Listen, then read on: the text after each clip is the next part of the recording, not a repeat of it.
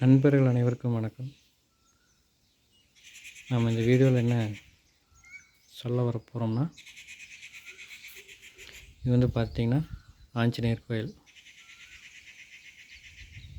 நம்பியூர் ஒன்றியத்துக்கு பக்கத்தில் உள்ள திட்டமலை முருகன் கோயிலில் அடிவாரத்தில் அமைஞ்சிருக்குங்க. பக்கத்துலேயே பார்த்துட்டிங்கன்னா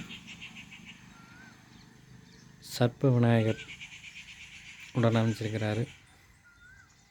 இவங்க இருவருக்கு என்ன ஒரு ஒற்றுமை அப்படின்னு பார்த்திங்கன்னா, விநாயகப் பெருமான்கிட்டையும் சனி பகவான் வந்து அவரை பிடிக்க முடியல. அது எப்படிங்கிற காரணம் பார்த்திங்கன்னா, அவர் யாரையும் வந்து விளையாட்டுத்தனமாக கேளிக்கை பிள்ளையாருங்கிற ஒரு பேரும் அமைஞ்சிருக்கு. அவர் வந்து பார்த்திங்கன்னா விளையாட்டு காட்டி சனி பகவானையே ஒரு நியாயக்காரங்கனையே வந்து பிடிக்க முடியாத அளவுக்கு அவர் 3 நாட்களை ஏமாற்றி அவரிடமிருந்து விநாயகப் பெருமான் விடைபெற்றார்.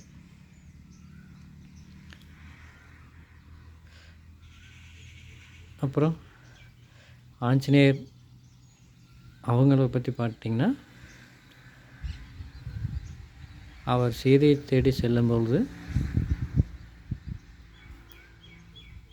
இலங்கைக்கு பாலம் போட்டு இலங்கைக்கு போகும்பொழுது பார்த்திங்கன்னா, சனி பகவான் ஆஞ்சநேயரை பிடிக்கக்கூடிய நேரத்தில்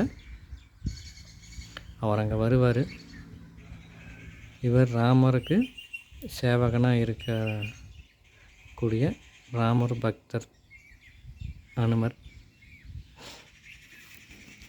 அவரை சனி பகவான் பிடிக்கும்போது, நான் வந்து ராமருக்கு சேவை செய்யணும், நான் இப்படி பாலம் ஒன்று அமைக்கணும் அப்படின்னு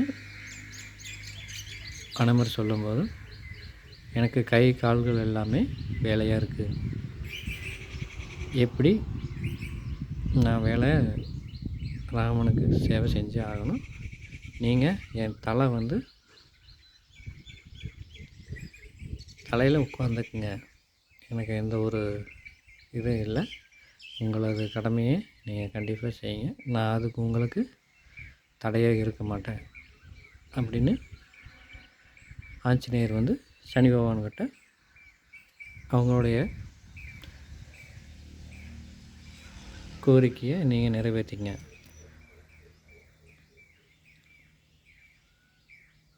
அப்படின்னு அவர் சொல்லிடுறாரு. அப்புறம் சனி பகவான் வந்து அவர் தலையில் உட்காரும்பொழுது அவர் பாலம் கட்டுறாரு. இலங்கையை நோக்கி கடலுக்குள்ளே பாலம் போடும்போது அவர் தூக்கி வரும் கற்கள் எல்லாம் சனி பகவான் பாரம் தாங்க முடியாத ஆஞ்சநேயர் இருந்து வெட்டுறாரு. சனி பகவானால் ஆஞ்சநேயரை பிடிக்க முடியல. ஆஞ்சநேயர் ஒரு சூரிய பகவானுடைய புத்திரர். அவர் வந்து ஈசனுடைய ஒரு அவதாரம்னு சொல்கிறாங்க. ராமருக்கு ஏன் ஆஞ்சநேயர் வந்து ஒரு பக்தராகவும் ஒரு சேவகனாகவும் விளங்கினார் அப்படின்னா, ஈசனும்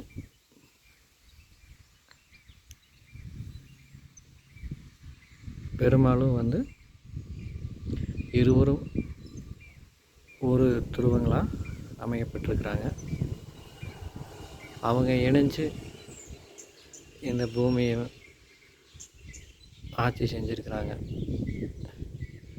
ஸ்ரீஹரி அப்படிங்கிறது அவங்க இருவருடைய பேர் தான் ஃப்ரெண்ட்ஸ். இந்த ஆஞ்சநேயர் கோயிலில் என்னென்னு பார்த்துட்டிங்கன்னா, நீங்கள் சனி தசை மற்றும் உங்களுக்கு கிரகங்கள் உங்களுடைய பாவக்கணக்குகளில் வந்து ரொம்பவும் கஷ்டப்படக்கூடிய சூழ்நிலையில் அவங்க ரொம்ப ஆக்ரோஷமாக செயல்படும்போது நீங்கள் கண்டிப்பாக நீங்கள் வந்து நீங்கள் வணங்கிட்டு இதுக்கு ஒரு சேவை செஞ்சிங்கன்னா உங்களுக்கு ரொம்பவே ஒரு அனுகிரகம் கிடைக்கும். அதனுடைய கிரகங்களுடைய பார்வை உங்கள் மேலே அதிக தாக்கம் இருக்காது. உங்களுக்கு ஆஞ்சநேயர் உங்களுக்கு அருள் புரியும் பொழுது உங்களுக்கு எந்த ஒரு கிரகங்களுடைய ஒரு ரொம்ப கடுமையான பார்வையிலேருந்து விலக்கி வைப்பார்.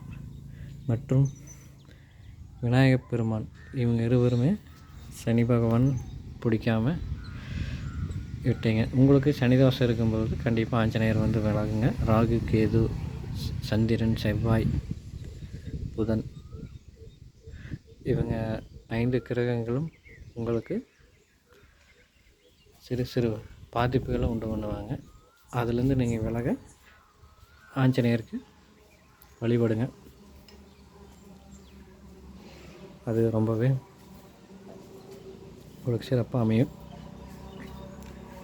நான் கூட கோயிலுக்கு வர காரணம் என்னென்னா,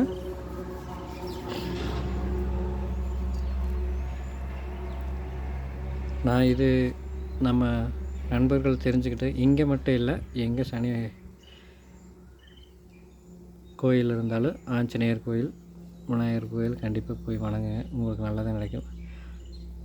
அதாவது உங்களுக்கு ஒரு துஷ்ட சக்தி, துஷ்ட கிரகங்கள் மற்றும் உங்களுக்கு ஒரு கண் திஷ்டி, ஃபேமிலியில் ஒரு நிம்மதியின்மை, ஒரு தூக்கம் இல்லாமல் இருக்கிறது, ஒரு செல்வ செழிப்பு இல்லாமல் கஷ்டங்கள் இருக்கிறது, உங்களுக்கு வாகனங்கள் அடிக்கடி பழுது, ஆடி மாதங்களில் உங்களுக்கு கஷ்டங்கள், இது எல்லாத்துக்குமே ஆஞ்சநேயர் ஒரு தீர்வு இருப்பார். மற்றும் இங்கே கோயிலுன்னு பார்த்திங்கன்னா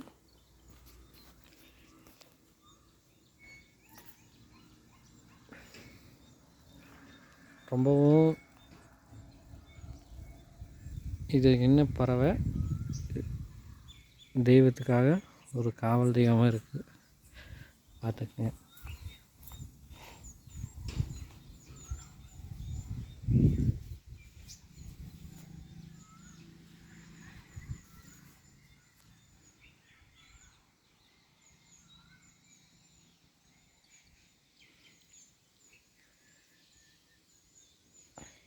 நன்றி ஃப்ரெண்ட்ஸ். வாரம் கிழமையெல்லாம் உங்களுக்கு